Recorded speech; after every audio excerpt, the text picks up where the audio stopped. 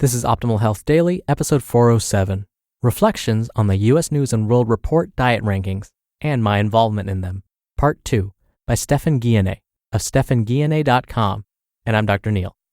Hello, happy Tuesday. Welcome back to Optimal Health Daily, where I simply read to you from the best health and fitness blogs for free. I cover fitness, nutrition, stress management, weight management, and lots more. This is just like an audiobook, but like from a bunch of different authors. And we always get permission from the sites, in case you are wondering. Now, today's post is part 2 from yesterday. So if you're new here or skipping around, I'd recommend listening to yesterday's episode first. That's episode 406. And what's great about today's author is that he's a doctor, he has a PhD, he cites research, which you know I love, and so he always backs up his opinions with the data that's out there. And again, longtime listeners of this show, you know I'm a big fan of that. And today we're going to talk about his opinion on the ketogenic diet. So I'm sure you're excited to hear that. Let's hear part 2 and continue optimizing your life. Reflections on the U.S. News & World Report Diet Rankings and My Involvement in Them, Part 2, by Stephan Guyenet of stephanguyenet.com. The Ketogenic Diet. The ketogenic diet is a very low carbohydrate, high fat, moderate protein eating style that forces the body to run almost entirely on fat for fuel. It's extremely popular right now. Although the popularity of individual diets waxes and wanes, I tend to think that there is usually a nugget of truth underneath the hype. The ketogenic diet limped into last place in the rankings, tied with the Dukan diet, which is a high-protein, low-carb/low-fat rapid weight loss diet. It was rated by the panel as fairly effective for short-term weight loss, not very effective for long-term weight loss, very unhealthy, and very difficult to follow. Unsurprisingly, given its popularity, the snub was not well received by ketogenic diet fans. I don't remember exactly how I rated it myself, but here's the gist of it. I think very low carbohydrate diets like the ketogenic diet are some of the more effective diets for short-term weight loss, although no diet is a silver bullet. Ketogenic diets can also cause weight loss in animal models under tightly controlled conditions. I don't know how effective it is for long-term weight loss, and the evidence in humans doesn't seem very informative to me, but I seriously doubt it's less effective than diets like the Mediterranean and vegetarian diets that aren't even weight loss diets. In general, my observation is that the more extreme you are on the carbohydrate to fat continuum, the more a diet tends to promote appetite control and weight loss. Very low carbohydrate and very low fat diets both tend to be more effective for weight loss than their more moderate counterparts, and I suspect this also applies in the long run, at least to some extent. This is supported by animal research, which mostly seems to suggest that ketogenic diets can curtail long-term body fat gain. I probably gave it a 2 or a 3 out of 5 in health, assuming that someone is coming from a typical unhealthy diet.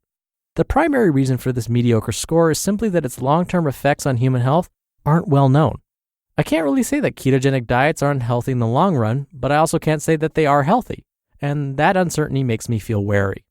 This concern is compounded by the fact that, to my knowledge, no traditionally living human population has ever been shown to exist in a state of chronic ketosis, which is what the diet promotes.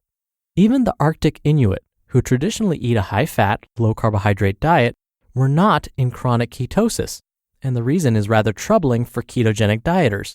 A genetic mutation preventing ketone production spread rapidly throughout the ancestral Inuit population, suggesting that avoiding ketone production conferred a powerful survival advantage. Furthermore, few of the people listening to this are likely descended from Inuit, and their genomes weren't shaped by thousands of years of eating the Inuit diet. The vast majority of traditional diets that have been documented contain enough carbohydrate and/or protein to prevent ketosis, although the amount of carbohydrate varies greatly. Long-term nutritional ketosis doesn't appear to be part of the ancestral human metabolic spectrum. Contrary to popular belief, it is probably not paleo or ancestral. Shouldn't that worry us a little? The animal research on the health impacts of the ketogenic diet is a mixed bag.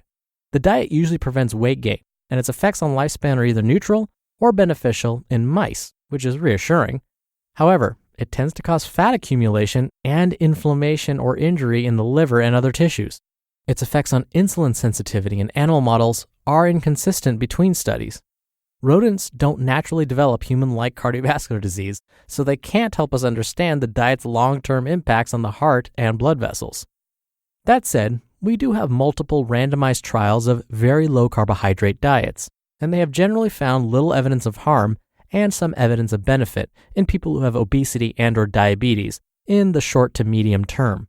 About the worst we can say is that they don't lower bad or LDL cholesterol as much as other diets. These findings make it seem less likely that long-term effects are catastrophic. It's also hard to deny that some people appear to benefit from the diet, particularly people with blood glucose control problems such as diabetes. If the alternative is having poorly controlled blood glucose or using blood glucose suppressing drugs and injecting insulin, I can see how a very low carbohydrate diet would start to make sense. We still need studies, though, on whether the diet can prevent the complications of diabetes, such as heart attacks. For people who are overweight, have blood glucose control issues, and who react well to it, very low carbohydrate diets seem like a viable option, and they don't appear to cause obvious harm. We still have uncertainty about the long-term effects of such a diet, but given the alternatives, I don't think it's unreasonable to try it. Let's be honest, though. Most people can't stick with it. I agree with the other reviewers on this. The more extreme a diet, the harder it is to adhere to, and the ketogenic diet is extreme. But wait, you say, I've been on the ketogenic diet for 5 years and it's easy. That may be true, but randomized control trials don't lie. The average person can't even stick with the diet for 6 months, as judged by urinary ketone levels. The minority of people who find it easy and get good results and stick with it are the ones who write about it on the internet. For the record, I'm not against the ketogenic diet, and I doubt it's a health disaster for people who tolerate it well. I do think people who adopt it should be aware of the uncertainty about its long-term effects. As with any extreme diet, it has strengths and weaknesses, and is probably best viewed as a medical intervention, like drugs or surgery, rather than a tool for supporting general health. I think it's interesting enough that it deserves further research, particularly in the setting of diabetes. You just listened to part 2 of the post titled, Reflections on the U.S. News and World Report Diet Rankings, and My Involvement in Them, by Stephan Guyenet of stephanguyenet.com. I love Dr. Guyenet's analysis. I would still love to nerd it up with him and talk about this in more detail, but I want to reiterate some of the more powerful points that I felt he was making. The ketogenic diet was supposedly first discovered in the late 18 or early 1900s. Some researchers noticed that the Inuit population never suffered from the same chronic diseases that the rest of us did. And what they observed was that their diet was made mostly of fat. Think lots of whale blubber. And because they typically spend most of their lives in snowy Arctic regions, there weren't a whole lot of vegetables or grains to consume. And so the researcher believed that it was this high-fat, low-carbohydrate, low-grain diet, and moderate protein because of all the fish and whale they ate, that's what led to the lower risk for chronic disease. But here's something that nobody talks about, and I'm so glad Dr. Guyenet mentioned it. The Inuit population had a genetic mutation, which prevented them from going into long-term ketosis. Do the rest of us have that? Who knows? You'll have to get tested. But Dr. Guyenet estimates that we probably don't have that. And so because our ancestors were not likely descended from the Inuit population, our ancestors ended up eating grains in moderation, and protein in moderation, and fat in moderation. Okay, so that's a great point that he makes. That's one. 2, he says, let's be honest. People can't stick with the ketogenic diet. Essentially eating about 70% of your calories from fat every day, that's tough. And he didn't even mention what the side effects of doing that might be like. And he slyly mentioned a way to see how long people tend to stick with it. He mentioned something called urinary ketone levels.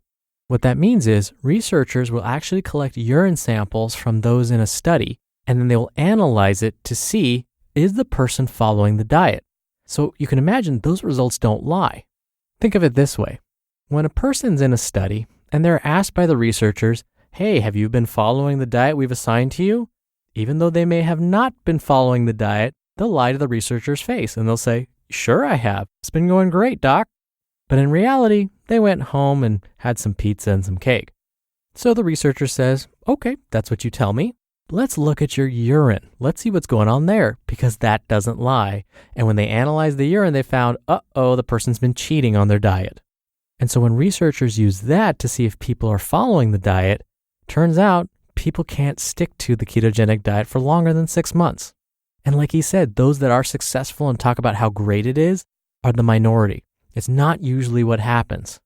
Now again, I completely agree with Dr. Guyenet when he says, let's not completely disregard the ketogenic diet. Maybe there is something to it, but at the very minimum, let's research it some more. Let's find out what's going on and see if people can stick to it over the long term, and then see what happens over the long term to their bodies. All right, really quickly, before I go, if you want to be a part of a group of like-minded people and interact with some of the hosts of our shows, come join our Facebook group. You can find it by searching for Optimal Living Daily Podcasts on Facebook, or you can use the shortcut link, which is oldpodcast.com/Facebook. We also do bonus book giveaways there and lots more. Before I go, a big thank you again for being here. Thank you for listening every day. I hope you're having a wonderful week. I'll see you back here tomorrow where your optimal life awaits. Hello, Life Optimizer. This is Justin Malik, creator and producer of this show and Optimal Living Daily, the brother podcast of this one. Literally, I'm Dr. Neil's brother.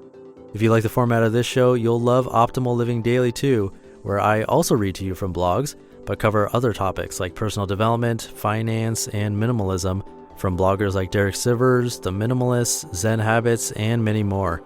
So for more amazing content read to you for free, come subscribe to Optimal Living Daily too, and together we'll optimize your life. You've been listening to Optimal Health Daily. Be sure to hit the subscribe button to stay up to date on each new episode, and head to oldpodcast.com.